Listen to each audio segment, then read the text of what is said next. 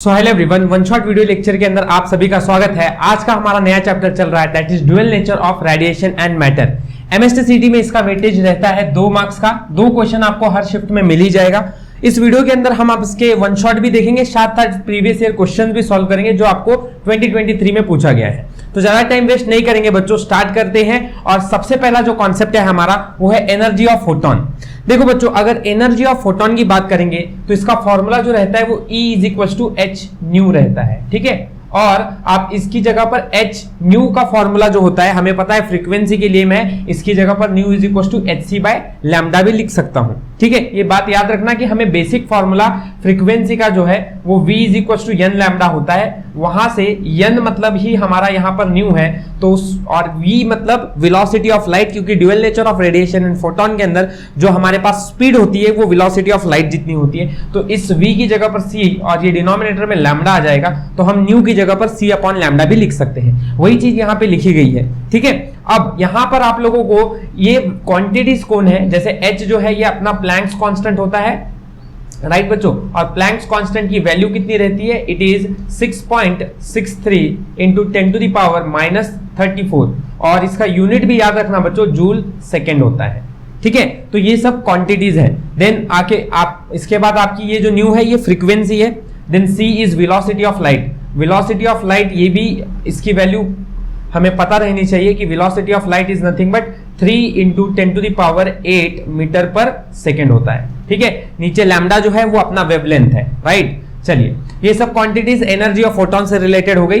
Next इसके बाद आता है अपना वर्क फंक्शन। वर्क फंक्शन का फॉर्मूला, पहली बात इसको φ0 से डिनोट किया जाता है, एंड फॉर्मूला जो रहता है वो φ0 = h ν0 होता है। सिमिलर टाइप का फॉर्मूला जैसा है, बस यहाँ पे आपका अगर वर्क फंक्शन है तो यहाँ पे आप जो है वो थ्रेशोल्ड फ्रीक्वेंसी को यूज करोगे। कौन सी फ्रीक्वेंसी को?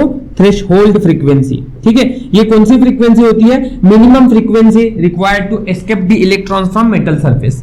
इसकी जगह पर आप hc/λ0 भी लिख सकते हो, और λ0 जो होता है वो थ्रेशोल्ड वेवलेंथ होता है, ठीक है। तो ये कुछ फॉर्मूलाज हैं जो याद रखने हैं आप लोगों को। ये 2 कॉन्सेप्ट हो गए। इसके बाद आगे बढ़ते हैं आइंस्टाइन फोटो इलेक्ट्रिक इक्वेशन की तरफ, ठीक है। अब देखो बच्चों, आइंस्टाइन फोटो इलेक्ट्रिक इक्वेशन को याद करने से ज्यादा बेहतर है इसको समझो क्या बोल रहा है। Einstein photo electric equation says that कि जितनी भी एनर्जी एक इलेक्ट्रॉन्स के पास होगी वो एनर्जी जो है वो उसके 2 पार्ट में डिस्ट्रीब्यूट हो जाएगा। पहला कि एक पार्टिकल की कितनी उसकी वर्क फंक्शन है प्लस उसके पास कितनी काइनेटिक एनर्जी है। अब इसको थोड़ा सा है ना समझते हैं कि सपोज करो ये एक मेटल सरफेस है। इस मेटल सरफेस के ऊपर आपका इलेक्ट्रॉन है जो इस मेटल सरफेस पे आया। अब इस पे आने के बाद इसको यहां से रिमूव होना है। रिमूव होने के लिए यहां पे इस पॉइंट पर इसके पास जितनी भी एनर्जी होगी, इस इलेक्ट्रॉन के पास जो इस पे आकर इंसिडेंट हो रहा है, उसके पास जितनी भी एनर्जी होगी वो एनर्जी 2 पार्ट में डिवाइड होगी। पहली, एक तो उसको यहां इस मेटल सरफेस पे निकलने के लिए कितनी एनर्जी लग रही है। अब ये एनर्जी कितनी होती है, अगर उसको उस मेटल सरफेस से निकलना है तो उसके पास मिनिमम एनर्जी लगनी चाहिए उसे। सो देयरफॉर वर्क फंक्शन φ0 जो है ये क्या है, मिनिमम एनर्जी यहां से निकलने की, ठीक है। ये एनर्जी एक बार जैसे ही वो इस मेटल सरफेस से निकला तो बची जितनी भी एनर्जी होगी वो किस में कन्वर्ट हो जाएगी, काइनेटिक एनर्जी। काइनेटिक एनर्जी मतलब क्या, इस मेटल सरफेस से निकलने के बाद ये अपनी सारी एनर्जी इधर से भागने में लगा देगा, and therefore this is called as kinetic energy. और मैक्सिमम क्यों लिखा जा रहा है, क्योंकि जितनी भी बची हुई एनर्जी है जो इस मेटल सरफेस से निकलने के बाद इसके पास बची है, मतलब इलेक्ट्रॉन के पास जो बची हुई है वो सब की सब काइनेटिक एनर्जी में लग जाएगा। इसलिए पूरी एनर्जी मैक्सिमम जो भी है इसके पास वो सब चला जाएगा। So therefore the equation of Einstein photoelectric equation is E = φ0 plus kinetic energy maximum. This can be also wrote as E minus φ0 = kinetic energy maximum, right? Kinetic energy maximum. अब आपको पता है बच्चों, एनर्जी जो होती है ये आप लोगों की क्या रहती है, h न्यू रहती है, राइट। तो h न्यू माइनस ये कौन सा फ्रीक्वेंसी है, ये अपना वर्क फंक्शन है। वर्क फंक्शन क्या होता है, h ν0 होता है, will be equals to kinetic energy maximum. And हमें काइनेटिक एनर्जी का भी फॉर्मूला पता है, इट इज ½ mv², ठीक है। तो यहाँ पे जो वेलोसिटी है ये मैक्सिमम होगी, राइट। तो ये एक इक्वेशन भी आप लोगों का आ सकता है आइंस्टाइन फोटोइलेक्ट्रिक इक्वेशन में।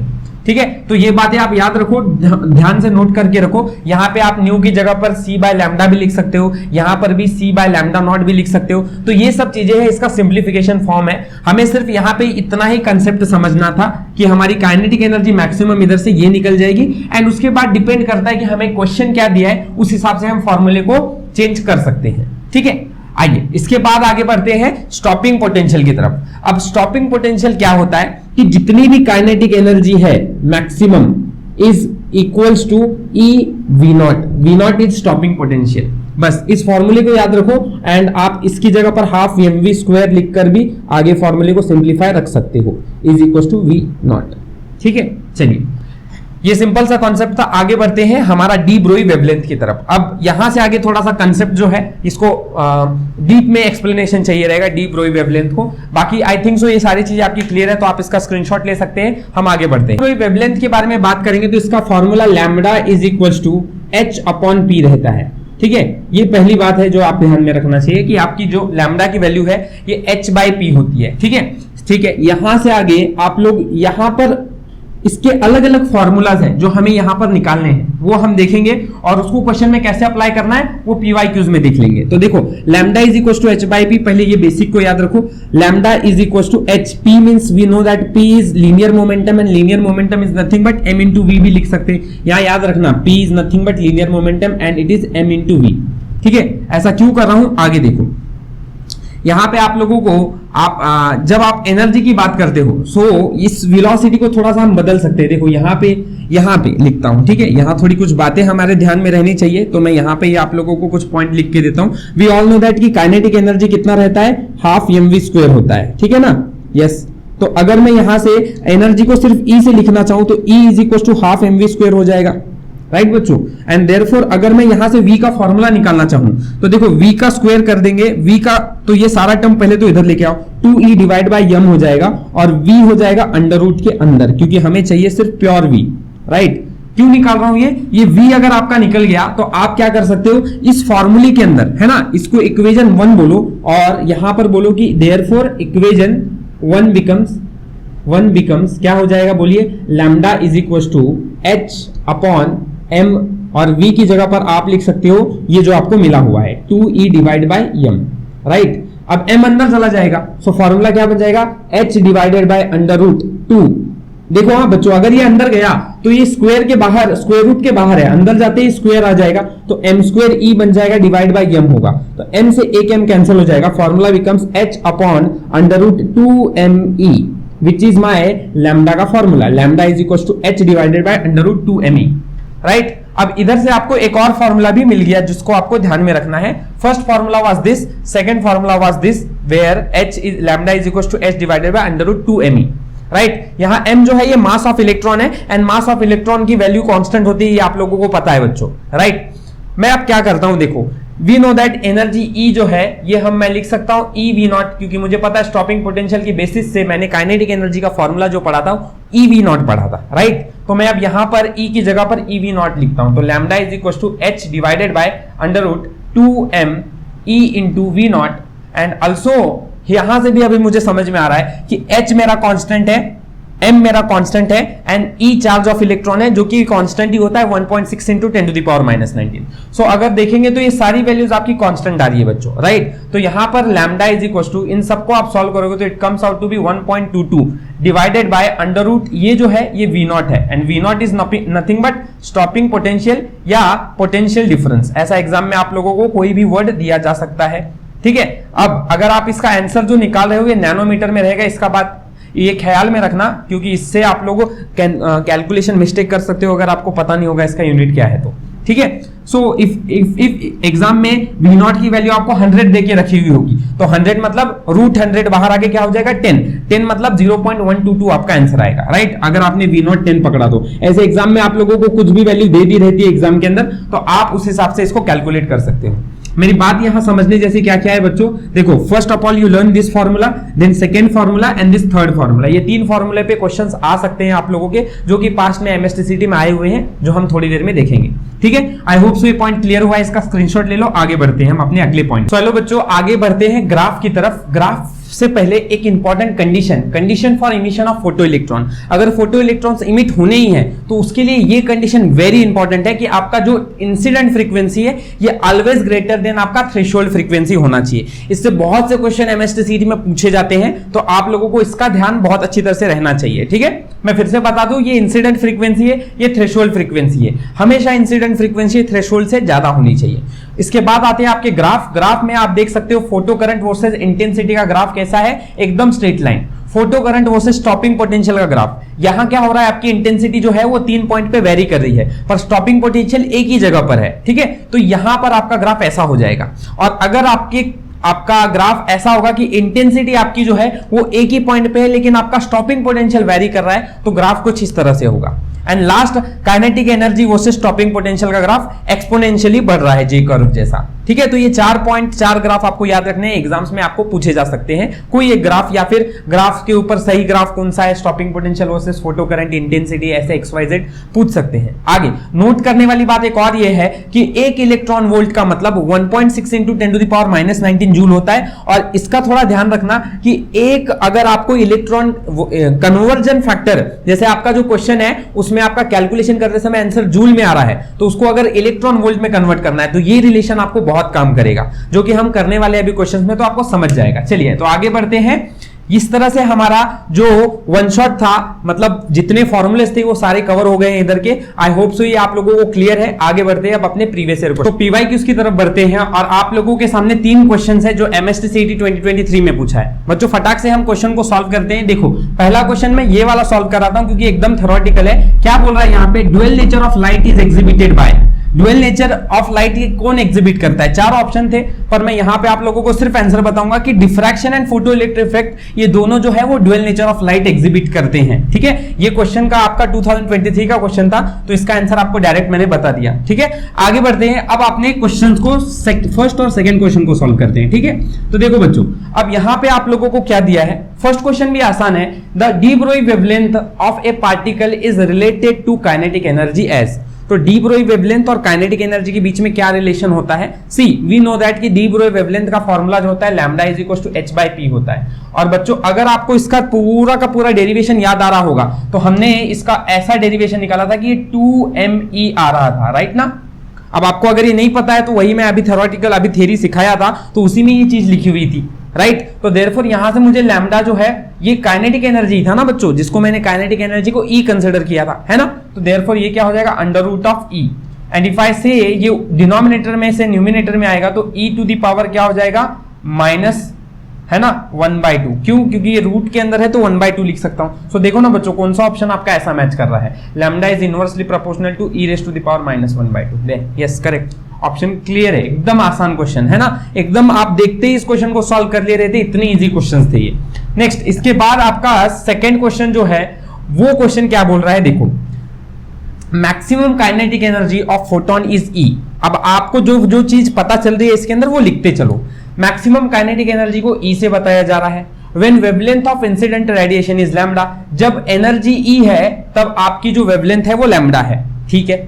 If wavelength of incident radiation is reduced to lambda by 3, अब आपने वेवलेंथ को कम करके लैम्डा बाय 3 कर दिया, then energy of photon becomes 4 times. अब एनर्जी 4 गुना बन गई है पहले से कंपैरिजन में, ठीक है। So then work function is, तो अब आप ये दोनों डेटा का इस्तेमाल करके हमें बताओ कि वर्क फंक्शन कितना होगा, ठीक है। चलो ऑप्शन आप देख रहे हो, अगर आपको आता है एक बार वीडियो को पॉज करो, कोशिश करो सॉल्व करने की, इसके बाद सॉल्यूशन देखना कैसे सॉल्व होगा ये। देखो बच्चों, अगर आप लोग देखो तो यहाँ पे आपका एनर्जी है, वर्क फंक्शन है, वेवलेंथ है, मतलब आपको समझ में आना चाहिए कि यहाँ पे आप आइंस्टाइन फोटो इलेक्ट्रिक इक्वेशन का इस्तेमाल करोगे, क्योंकि यहीं पर ये सारे कॉन्सेप्ट एक ही साथ दिए गए हैं। और क्या है Einstein photo electric equation, is kinetic energy maximum is equal to H, that is क्या है अपना energy E minus phi not, है ना, ये आपके पास फॉर्मूला है।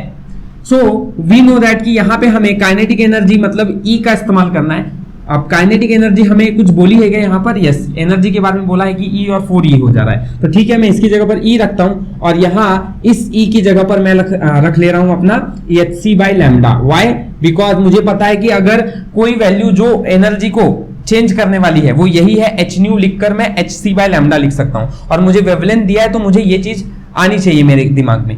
माइनस वर्क फंक्शन ही कैलकुलेट करना है फाई नॉट, ठीक है। सो फर्स्ट केस के अंदर तो ये चीज नहीं बदलेगी क्योंकि यही चीज आपकी जनरल कंडीशन में दिया है, एनर्जी ई है, वेवलेंथ लैम्डा है एंड वर्क फंक्शन आपको कैलकुलेट करना है, छोड़ दो उसे। दूसरा कंडीशन में जो है उसमें क्या है कि आपकी एनर्जी 4 टाइम्स ऑफ ई हो गई है, इक्वल्स टू वेवलेंथ जो है वो लैम्डा बाई 3 हो गया है, लैम्डा बाई 3 डिनोमिनेटर से न्यूमिनेटर में आ जाएगा एंड वर्क फंक्शन भी आपको कैलकुलेट करना है, तो ये हो गया आपका इक्वेशन 2। अब मुझे क्या दिखता है बच्चों, देखो मुझे ऑप्शंस में दिख रहे हैं कि मेरे यहां पास एनर्जी ई के भाषा में ऑप्शंस है ही नहीं, दैट मीन्स मेरा ये ई जो है ये जाने वाला है, ये मुझे ऐसा कुछ करना पड़ेगा जिससे मेरा ये ई चला जाए इधर से, है ना। और मेरे पास ये वाले टर्म्स में फॉर्मूले दिख रहे हैं तो मुझे इस चीज को रखना पड़ेगा। तो एक काम करते हैं बच्चों, देखो मेरी बात ध्यान से समझना, मैं क्या करता हूं, मेरा इक्वेशन 1 जो है ना, इक्वेशन 1 उसको मैं 4 से मल्टीप्लाई करता हूं, किससे, 4 से। So this equation becomes 4e equals to 4hc by lambda minus 4 phi not, right ना, yes yes, okay. Now this is my equation number 3। Now what can I do, तो मैं अब इक्वेशन 3 और इक्वेशन 2 इन दोनों को क्या करता हूं, सब्ट्रैक्ट कर लेता हूं, ठीक है, जिससे क्या होगा कि 4e चला जाएगा, मुझे चाहिए भी कि 4e नहीं चाहिए मुझे इस इक्वेशन में, है ना। तो मैं क्या करता हूं, अब देखो यहां से subtracting equation 2 and 3, subtracting 2 and 3। Second क्या था मेरा, it was I think 4e equals to 3hc by lambda minus phi naught, and what was my third equation was 4e equals to 4hc by lambda minus phi naught, sorry 4 phi naught, okay। now subtract this, यहाँ subtract, यहाँ subtract, यहाँ addition, दोनों का ये चला गया, yes। यहाँ क्या आएगा, देखो बड़ा तो आपका क्या है, ये 4hc बाय लैम्डा बड़ा है, तो यहाँ पे आप लोगों का 4hc बाय लैम्डा में से 3hc बाय लैम्डा गया तो hc बाय लैम्डा माइनस में आएगा इक्वल्स टू, और यहाँ क्या आने वाला है, इट विल बी, ये माइनस है ये प्लस है, प्लस 3 फाई नॉट, राइट। तो फाई नॉट निकालना है, इसको इधर लेके जाओ तो hc by lambda is equals to 3 phi not आएगा। सो फाई नॉट कितना आ रहा है बच्चों, 3hc बाय 3 लैम्डा। देखो फाई नॉट कोई वैल्यू है क्या ऐसी, hc by 3 lambda, yes, option B was there which was hc by 3 lambda, ठीक है, समझ गया। आई होप सो ये क्वेश्चंस आप लोगों को, ये क्वेश्चन आप लोगों को समझ में आया होगा। देखो पहली बार में ऐसे टाइप के क्वेश्चंस आप सॉल्व करने जाओगे और आप फटाक से निकालोगे, थोड़ा सा डिफिकल्ट है। अगर आपका ये कॉन्सेप्ट बना होगा तो आप सॉल्व कर सकते हो, अदरवाइज प्रैक्टिस करनी पड़ेगी बच्चों ऐसे टाइप के क्वेश्चंस की, ताकि आपको क्वेश्चन सॉल्व और क्वेश्चंस आसान लगे, ठीक है। चलिए इसके बाद आगे बढ़ते हैं अपने क्वेश्चन 4 की तरफ। सो नेक्स्ट क्वेश्चन की तरफ बढ़ते हैं। क्वेश्चन 4 क्या बोल रहा है, if an electron is accelerated through a potential difference v, the de Broglie wavelength associated with it is 4 lambda. When the potential is increased to 4v, its wavelength is। अब देखो हाँ बच्चों, यहाँ पे आप लोगों को स्टार्टिंग में दिया गया है कि आपका इलेक्ट्रॉन जब है एक्सेलरेट किया गया है पोटेंशियल डिफरेंस v से, तब आपका डी ब्रोगली वेवलेंथ जो है वो 4 लैम्डा है, ठीक है। When the potential is increased to 4v, अब आपका पोटेंशियल 4v हो गया है, तब आपका डी ब्रोगली वेवलेंथ कितना है ये आपको कैलकुलेट करना है। बहुत ही सिंपल क्वेश्चन, अगर आपको इसका फॉर्मूला पता है तो आप कैलकुलेट कर लोगे। Lambda is equal to h upon under root 2me होता है, एंड फिर इसके बाद इसको हमने सॉल्व किया था बच्चों, आप याद करो, यहाँ पे आप 1.22 upon v not into nanometre ऐसा आप निकाल रहे थे। So if you are seeing the relation is inversely proportional to under root of v not, ठीक है, यही अपना स्टॉपिंग पोटेंशियल है या स्टॉपिंग पोटेंशियल डिफरेंस है, और ये जो है आपका वेवलेंथ है। So if you are going to take lambda 1 by lambda 2, आपको मिलेगा v not by v not 1 और ये 2, सही है ना। अब आप क्या करो, लैम्डा 1 आपको पता है क्या, यस, लैम्डा 1 आप लोगों को दिया है, जब शुरुआत की कंडीशन है तब आपका लैम्डा 4 लैम्डा है, ठीक है। तो यहाँ पे अब मैं लिखता हूं 4 लैम्डा अपॉन लैम्डा 2, ये हमें नहीं पता, मैं इसको लैम्डा डैश मानूं या लैम्डा 2 मानूं, आप समझ जाओ कि हमें ये वाली क्वांटिटी दूसरी वाली निकालनी है। Equals to v not is second time में 4v है और फर्स्ट टाइम पे v है, तो v से v कैंसिल, ये 4 बाहर आके 2 हो जाएगा। So 4 lambda upon lambda 2 is equals to 2, and 2 1 जा 2, 2 2 जा 4। So if you are seeing that lambda 2 जो है वो 2 टाइम्स ऑफ लैम्डा आया, लैम्डा 2 जो है वो 2 टाइम्स ऑफ लैम्डा आया, that is option D correct है। ठीक है। तो ये बहुत आसान क्वेश्चन है, अगर आपको फॉर्मूलेस पता है ना तो आप चुटकियों में विद इन 10 to 15 सेकेंड्स में भी आप ओरली इन आंसर्स को कैलकुलेट कर सकते हो। एंड आप देखो तो 2023 के क्वेश्चन है ये सारे। सो आप लोगों को एकदम डरना नहीं है, एकदम आसान क्वेश्चन है। फिजिक्स में आपके 25 से 30 क्वेश्चन सॉल्व करने कोई बड़ी बात नहीं होती है बच्चों, ठीक है। आपकी प्रैक्टिस जितनी अच्छी होगी इन क्वेश्चंस की, जितना फॉर्मूला आपको जल्दी याद आएगा उतना जल्दी आप इन कैलकुलेशंस को सॉल्व कर सकते हो, राइट। चलिए अब आते हैं अपने फोर्थ क्वेश्चन की तरफ। फोर्थ क्वेश्चन क्या कह रहा है, अ मेटल सरफेस, ठीक है, ध्यान से देखो और क्वेश्चन को कोशिश करो सॉल्व करने का। A metal surface of work function 1.13 electron volt is radiated with light of wavelength 310 nanometre. Okay, now here work function phi not आपको दिया है 1.13 इलेक्ट्रॉन वोल्ट एंड आपको जो वेवलेंथ है मतलब लैम्डा जो है वो 310 नैनोमीटर दिया है। Okay, no issue. The retarding potential difference to stop the escape of electron, मतलब पोटेंशियल डिफरेंस V नॉट आपको कैलकुलेट करना है, ठीक है। कब फाइंड करना है, जब hc/e की वैल्यू अब इतनी दे के रखी हुई है। तो चलो इसका अगर डेटा दिया हुआ है तो कुछ ना कुछ तो इस्तेमाल होगा ही। Yes, again you are seeing that कि यहाँ पे आपका वर्क फंक्शन है, अगेन वेवलेंथ है, और अगर आपको V दिख रहा है मतलब स्टॉपिंग पोटेंशियल दिख रहा है, दैट मींस काइनेटिक एनर्जी होगा ही। सो ऐसा कौन सा फॉर्मूला है, yes, kinetic energy maximum is equal to, है ना, क्या है आपका, it is E minus phi not. And you know that E की जगह पर hc/λ लिख सकते हैं, माइनस फाई नॉट आपको दिया है, एंड काइनेटिक एनर्जी मैक्सिमम की जगह पर EV नॉट आप लिख सकते हो। यही आपको कैलकुलेट करना है। तो V not will be hc/e minus phi not by E। And again you are seeing यहां पे अब आपको वैल्यूज को पुटअप करना है। देखो hc/e की वैल्यू आप लोगों को दे के रखी हुई है इतनी, ये रख दो। लैम्डा की वैल्यू आपको 310 नैनोमीटर दिया है तो इसको भी आप रख दो, 1240 into 10 to the power -9 divide by 310 into 10 to the power -9 minus phi not upon E means 1.13, ये इलेक्ट्रॉन वोल्ट में है, divided by E। So E से E कैंसल हो जाएगा। So if you are saying that it will be only 1.13, बस आप इसको calculate कर लो बच्चों। ये -9 + 9 भी कैंसिल हो जाएगा। 30 और 30 के टेबल में 30 4 ज़ा 120 होता है, तो ये 4 ज़ा कुछ आएगा, तो 4 - 1.13 अगर आप करोगे, so if you are saying 1.13 and this is 4, so 7, this is 9 - 1 is 10 - 1 is 9 and it comes out to be 3 - 1 is 2, 2.97 87 I think, 9 है ना, 9 - 1 8, yes. So 2.87, that is option B is correct. I hope so ये भी calculation आपको समझ में आ गया होगा। Again you are saying कुछ नहीं किया जा रहा है बच्चों, एकदम तरीके से सिस्टमेटिकली सिर्फ यही समझा रहा हूं कि फॉर्मूला पता है और कैलकुलेशन आपके ठीक ठाक है तो आपको ये प्रॉब्लम सॉल्व करने में एमएसटीएसटी में बिल्कुल भी डिफिकल्टी नहीं आने वाली है एंड आपको ये फास्ट में क्वेश्चन सॉल्व हो जाएंगे, ठीक है। चलिए तो आगे बढ़ते हैं अपने नेक्स्ट क्वेश्चन पे। सो नेक्स्ट क्वेश्चन पे बढ़ेंगे। क्वेश्चन 6 बोल रहा है when a light of wavelength 300 nanometre, देखो लैम्डा की वैल्यू 300 नैनोमीटर दी है, falls on a metal photoelectric emitter, photo electrons are emitted, ठीक है, for another emitter light of wavelength 600 nanometre. देखो अब मैं इसको 1 बोलता हूं क्योंकि मेरे को दूसरी भी वेवलेंथ दी है दैट इज 600 नैनोमीटर की। It's just sufficient for liberating photo electrons, the ratio of work function is, तो दोनों में फोटो इलेक्ट्रॉन्स इमिट हो रहे हैं तो वर्क फंक्शन मतलब phi is equal to hc/λ होता है। एंड देयरफॉर अगर मैं λ1/λ2 का रेशियो लूंगा तो it comes out to be λ2/λ1, right. λ2 कितना है 600, λ1 कितना है 300, so they will cancel out and it becomes as 2:1, that is option number B. देखो फिर से आपको बस यही विश्वास दिला रहा हूं कि यार ये क्वेश्चंस बिल्कुल भी हार्ड नहीं है, एकदम इजी है and can be solved in with in 10 to 15 seconds, right. ये बोनस चैप्टर है, आपको 2 मार्क्स देने वाला है ये चैप्टर। आगे देखिए, light of frequency is 1.5 times the threshold frequency. देखो हाँ बच्चों, इसको मैं थ्रेशोल्ड फ्रीक्वेंसी लिखा नहीं हूं, आपको आप समझिए कि थ्रेशोल्ड फ्रीक्वेंसी से जो इंसिडेंट फ्रीक्वेंसी 1.5 टाइम्स ज्यादा है, मतलब nu is 1.5 times of threshold frequency, yes, right. So आपका न्यू ग्रेटर है।